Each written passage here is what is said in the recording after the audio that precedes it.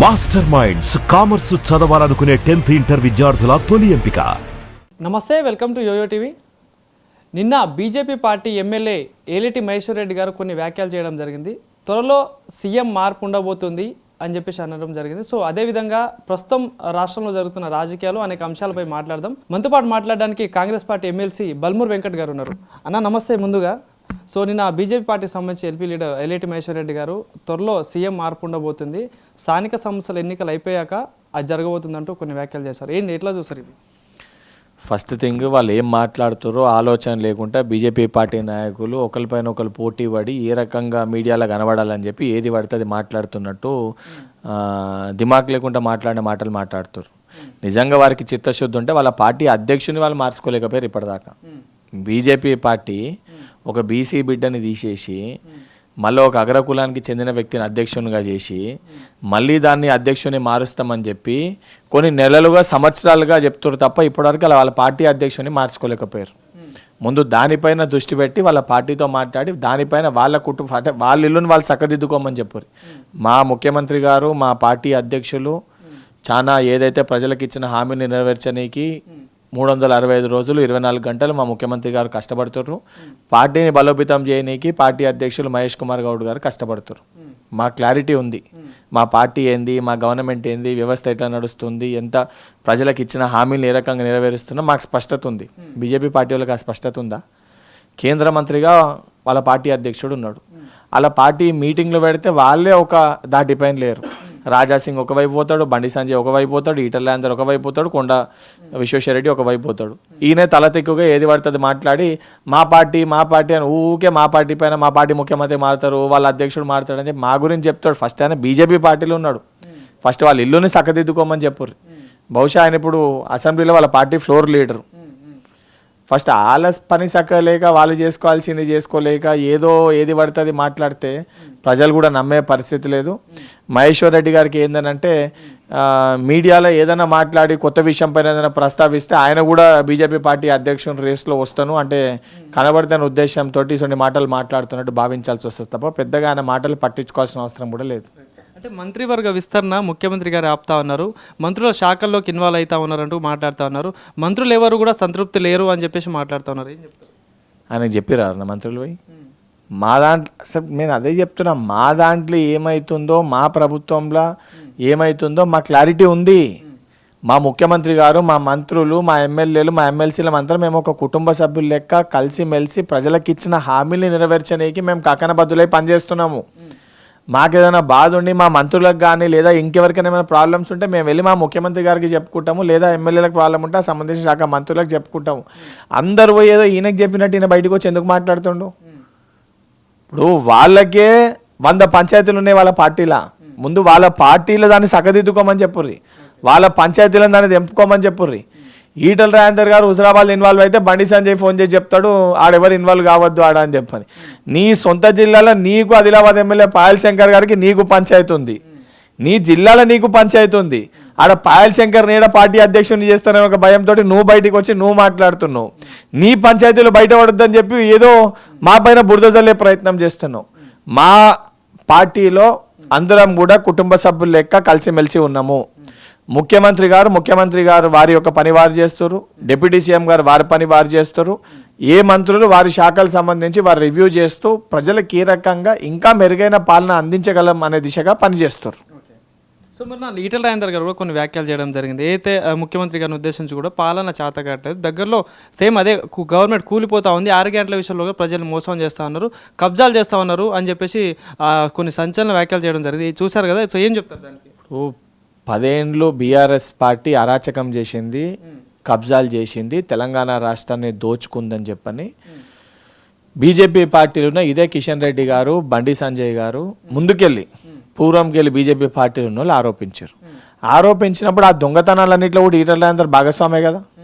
ఆయన కూడా ఆ రోజు హెల్త్ మినిస్టర్గా, ఆర్థిక శాఖ మంత్రిగా అనేక శాఖల్లో పనిచేసిండు ఆ ప్రభుత్వంలో.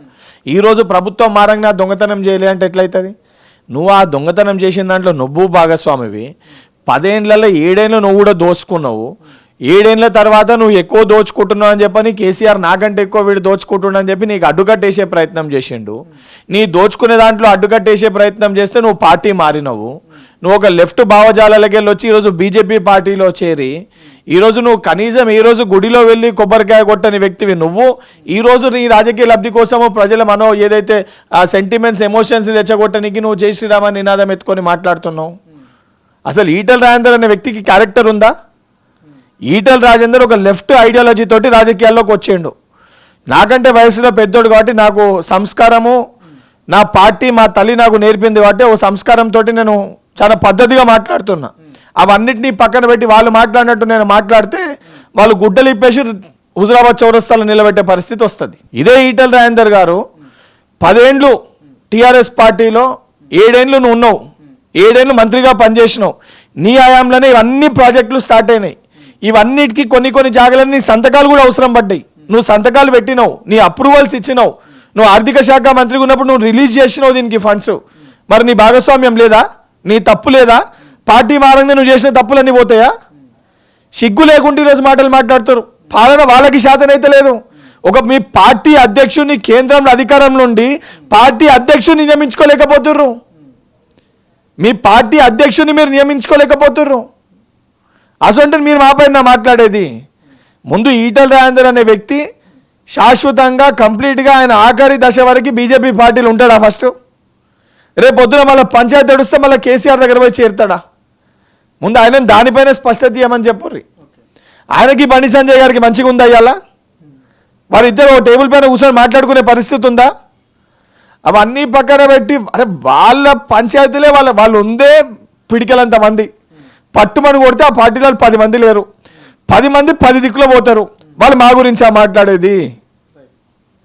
వాళ్ళు ఏం చేసిరని చెప్పి తెలంగాణ రాష్ట్రం కోసం భారతీయ జనతా పార్టీ తెలంగాణ రాష్ట్రం కోసం ఏం చేసింది? భారతదేశం కోసం ఏం చేసింది? అటు స్వాతంత్రంలో మీ పార్టీ పాత్ర లేదు, తెలంగాణ ఇయ్యడంలో తేవడంలో మీ పార్టీ పాత్ర లేదు. మీరా తెలంగాణ గురించి మాట్లాడేది? మీరా మా గురించి మాట్లాడేది? ఆ మాట్లాడే అర్హత ఈటల రాజేందర్ కానీ మహేశ్వర్ రెడ్డి గారు కానీ లేదా వాళ్ళ పార్టీలో ఎవరికి కూడా మా గురించి మాట్లాడే అర్హతనే లేదు. సో ఏం చెప్తాను, ఇంకోటి అయితే బీఆర్ఎస్ పార్టీకి సంబంధించిన ఎమ్మెల్సీ కవిత గారు కూడా కొన్ని వ్యాఖ్యలు చేయడం జరిగింది. 10 ఏళ్లలో తెలంగాణ రాష్ట్రం కష్టపడి చేసుకున్నాం, ప్రత్యేక తెలంగాణ చేసుకున్నాం, కానీ 10 ఏళ్లలో సామాజిక తెలంగాణ సాధించుకోలేకపోయామంటూ మాట్లాడుతూ ఉన్నారు. ఇంకోటి ప్రత్యేక పార్టీ రాబోతుంది బీఆర్ఎస్ పార్టీలో అంటూ ఒక వార్త చక్కర్లు కొడుతూ ఉంది. ఏంటి నిజంగా మరి బీఆర్ఎస్ పార్టీలో ప్రత్యేక పార్టీ వచ్చిన ఏంది కాంగ్రెస్ పార్టీకి నష్టం అవుతుంది? అది వాళ్ళ పంచాయతీ. వాళ్ళు 1 పెట్టుకుంటారా, 10 పెట్టుకుంటారా, కలిసి ఉంటారా, తన్నుకుంటారా, సపరేట్ అవుతారా, అది వాళ్ళ ఇంటి పంచాయతీ, వాళ్ళు తెలుసుకోవాలి. వాళ్ళు 1కి వచ్చినా 10 మందికి వచ్చినా 100 మంది వచ్చినా తట్టుకునే శక్తి సామర్థ్యము అంత గొప్ప నాయకులు మా పార్టీలు ఉన్నారు. మేము ఎదుర్కోగలుగుతాం. మా సత్తా ఏందో మేము మొన్న చూపించినాము, అధికారంలోకి వచ్చినాము. నిజంగా సామాజిక న్యాయం గురించి ఆలోచించేది ఉంటే 10 ఏళ్ళు అధికారంలో ఉన్నప్పుడు కల్వకుంట్ల కవిత గారు బయటికి రావాలి, బయటికి వచ్చి మాట్లాడేది ఉంటే. 10 ఏళ్ళు అధికారంలో ఉన్నప్పుడు అంబేద్కర్ గారు గుర్తుకు రాలే, జ్యోతిరావు పులే గారు గుర్తుకు రాలే, ఈరోజు బీసీలు గుర్తుకు రాలే, ఎస్సీలు గుర్తుకు రాలే, ఎస్టీలు గుర్తుకు రాలే, నిరుద్యోగులు గుర్తుకు రాలే.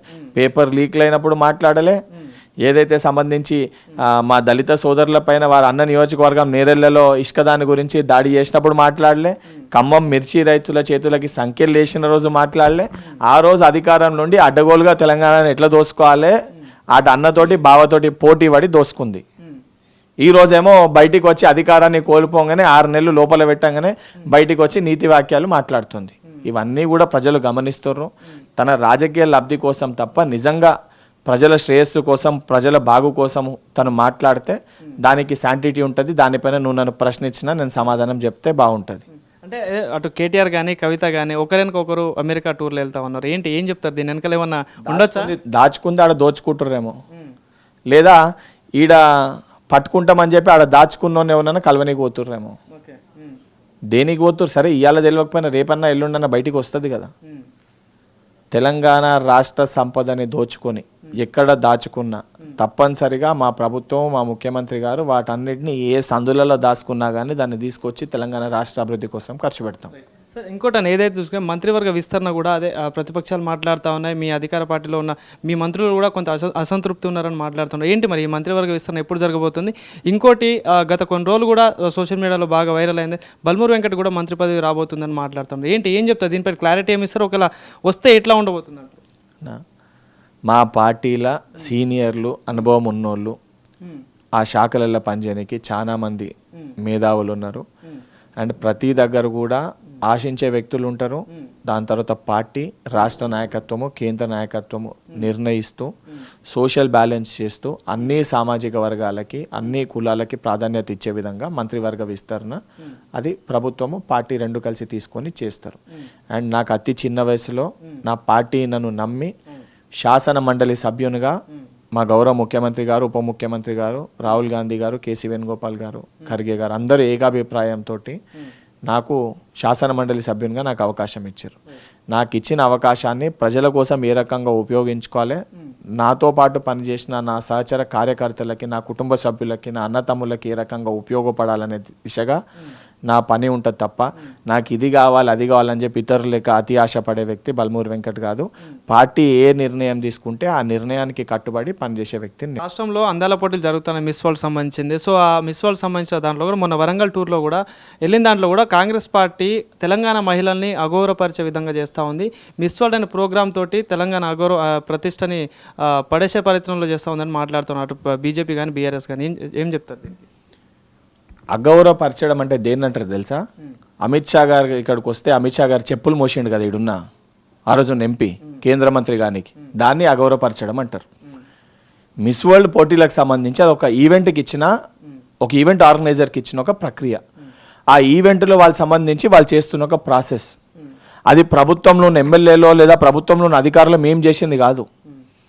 వాళ్ళ పార్టీ ఏదైతే బీజేపీ పార్టీ ఎంపీగా ఉన్న బండి సంజయ్ గతంలో అమిత్ షా ఇక్కడికి వస్తే నెక్స్ట్ టైం నన్ను కేంద్ర మంత్రి చేయని చెప్పి చెప్పులు మోసిండు.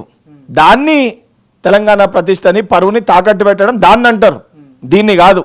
సోయి లేకుండా ఆలోచన లేకుండా ఏది పడితే అది మాట్లాడితేనే మేము కనబడతాము, ప్రజలు ఇక్కడ మమ్మల్ని పట్టించుకునే పరిస్థితి లేదని చెప్పని ఒక ఇన్సెక్యూరిటీ ఫీలింగ్ తోటి వీళ్ళు మాట్లాడుతారు తప్ప నిజంగా తెలంగాణ ప్రతిష్ట గురించి కానీ తెలంగాణ ఇమేజ్ పెంచడం కానీ. ఎందుకంటే వివిధ ప్రపంచంలోకి వెళ్ళి అన్ని దేశాలకు వెళ్ళి ఇక్కడ రావడం జరిగింది. ఆ పోటీలు ఇక్కడ జరిగి వాళ్ళు మన తెలంగాణలో ఉన్న ప్రతి చోట వరంగల్ కానీ ఇతర మన దగ్గర ఉన్న మాన్యుమెంట్స్ని కానీ లేదా మన సంస్కృతి సాంప్రదాయాలని కానీ వారు వెళ్ళి విజిట్ చేసినప్పుడు ప్రపంచవ్యాప్తంగా వాటిని మనకు పబ్లిసిటీ అవుతుంది, చూస్తారు. దానివల్ల మనకు టూరిజం కూడా పెరుగుతుంది. దానివల్ల తెలంగాణ రెవెన్యూ కూడా పెరిగే అవకాశం ఉంటుంది. ఆ ఆలోచన లేకుండా సోయి లేకుండా అసలు నిజంగా సోయి తెలివి ఆలోచన ఉంటే ఇవన్నీ మాటలు మాట్లాడతారు. వీళ్ళకి అవన్నీ ఏం తెలియదు. ఎప్పుడు ఏ రకంగా ప్రజల సెంటిమెంట్స్ని రెచ్చగొట్టాలి, ఎమోషన్స్ని రెచ్చగొట్టాలి, ఎట్లా రాజకీయ లబ్ధి పొందాలనే విషయం గురించే వీళ్ళు ఆలోచించి మాట్లాడతారు తప్ప నిజంగా తెలంగాణ గురించి ఆలోచించేటోళ్ళు అయితే ఇటువంటి మాటలు వాళ్ళు మాట్లాడరు. అంటే చెప్పిన 6 గ్యారెంటీలు ఇవ్వడానికి రాష్ట్రం దగ్గర డబ్బులు లేవంటారు, అప్పుల రాష్ట్రం అయిపోయిందని అంటారు, వడ్డీలు తెస్తున్నామని చెప్పేసి అంటారు. కానీ ఇలాంటి ప్రోగ్రామ్ కండక్ట్ చేయాలని డబ్బులు ఎక్కడి నుండి వస్తున్నాయంటూ కూడా వాళ్ళు బీఆర్ఎస్ కానీ బీజేపీ ప్రశ్నిస్తూ ఉన్నారు. 200 కోట్ల వరకు పెడుతున్నారు కదా, ఎట్లా పెడుతున్నారు అంటున్నారు. ఇప్పుడు అవన్నీ కూడా స్పాన్సర్స్కి వెళ్ళి ఇన్వెస్టర్స్కి వెళ్ళి చాలా క్లియర్గా జూపల్లి కృష్ణారావు గారు మంత్రి గారు చాలా స్పష్టంగా ఎక్స్ప్లెయిన్ చేయడం కూడా జరిగింది. దానివలన ఏమేమి అడ్వాంటేజెస్ వస్తాయి కూడా ఎక్స్ప్లెయిన్ చేయడం జరిగింది. 6 గ్యారంటీల గురించి ఇవ్వలేదు ఇస్తలేరు అని చెప్పి వీళ్ళు మాట్లాడేటోళ్ళు వాళ్ళు బహుశా అది బీజేపీ పార్టీ అయితే 11 ఏళ్ళుగా అధికారంలో ఉన్నారు. ఒక్కసారి మీ మేనిఫెస్టోని తిరిగేయండి. మీ జిహెచ్ఎంసీ మేనిఫెస్టోలో లాస్ట్ టైం మాకు అత్యధిక సీట్లు గెలిపిస్తే, అప్పటికి అసెంబ్లీ ఎలక్షన్ అయిపోయింది, మాకు అత్యధిక సీట్లు గెలిపిస్తే మేము కేంద్రంలోకి వెళ్ళి డైరెక్ట్ ఫండ్స్ తీసుకొని వస్తాము, హైదరాబాద్కి తీసుకొచ్చి మూసి పునర్జీవం చేస్తాము, సుందరీకరణ చేస్తాము, మెట్రో కారిడార్కి ఫండ్స్ ఇస్తాము, అదనపుగా రోడ్లు కట్టిస్తాము, 1,00,000 ఇండ్లు కట్టిస్తాము అని ఒక 40 పేజీల మేనిఫెస్టో పుస్తకాన్ని రిలీజ్ చేశారు. మరి అది నమ్మి 2 స్థానాలు 2-4 ఉండే కార్పొరేటర్లు ఆడికెళ్ళి 40కి పైగా కార్పొరేటర్లు గెలిపించారు. మరి ఎన్ని నిధులు తీసుకొచ్చారు? 4 ఏళ్ళు అయిపోయింది కదా, ఎంత డెవలప్మెంట్ చేసిండ్రు? దానిపైన సమాధానం చెప్పండి. ఆ రోజు ఉన్న అధ్యక్షుడు బండి పోతే బండి గుండు పోతే గుండిస్తా అని చెప్పి మాట్లాడిండు. మరి దానిపైన స్పష్టత ఇవ్వండి. మరి కేంద్ర మంత్రిగా ఇదే హైదరాబాద్కి వెళ్ళి ప్రాతినిధ్యం వహిస్తున్న కిషన్ రెడ్డి గారు 2 సార్లు కేంద్ర మంత్రిగా ఉన్నారు. ఎన్ని నిధులు తీసుకొచ్చిండు తెలంగాణ రాష్ట్రానికి? తెలంగాణ రాష్ట్రానికి ఏం చేసినావు? తెలంగాణ రాష్ట్రానికి నువ్వు ఇచ్చిందేంది, తెచ్చిందేంది? దానిపైన చెప్పండి. జన్ ధన్ ఖాతాలు తెరుచుకోండి, ప్రతి ఖాతాలో 15 లక్షల రూపాయలు వేస్తామని చెప్పారు. అలా తెలంగాణలో కూడా ఉన్నారు ఖాతాలు తెరుచుకున్న వాళ్ళకి. ఎంతమందికి పడ్డాయి 15 లక్షల రూపాయలు? ఎంతమందికి ఇచ్చారు 15 లక్షల రూపాయలు? మరి మీరు కూడా రైతులకి పైసలు వేస్తున్నామని చెప్పారు కదా. లాస్ట్ ఇయర్కి ఎందుకు తగ్గినాయి అకౌంట్లు? ఎందుకు ఇచ్చే అమౌంట్ తగ్గింది? ఎందుకు తెలంగాణకి మీరు ఎక్కువ ఫండ్స్ తీసుకురాలేకపోతారు? ఎందుకు బీహార్కి ఎన్నైతే ఫండ్స్ లేదా ఆంధ్రప్రదేశ్కి ఎన్నైతే ఫండ్స్ వస్తున్నాయో తెలంగాణకి ఎందుకు తీసుకురాలేకపోతుర్రు? ఎందుకు ఇప్పలేకపోతుండ్రు?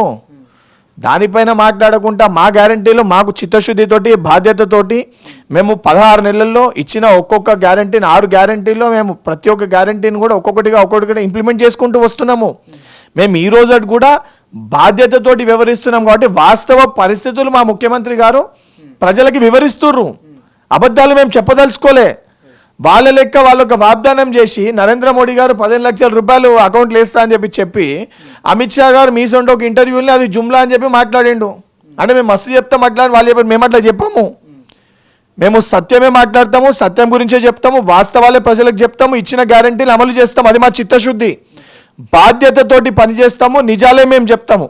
అబద్ధాలతోటి చెప్పుకుంటూ ప్రజల సెంటిమెంట్స్ని ఎమోషన్స్ని రెచ్చగొట్టి రాజకీయ లబ్ధి పొందే ప్రయత్నము అటు భారతీయ జనతా పార్టీ పదే చేస్తుంది. అది కనబడుతుంది. మాస్టర్ మైండ్స్ కామర్సు చదవాలనుకునే 10th ఇంటర్ విద్యార్థుల తొలి ఎంపిక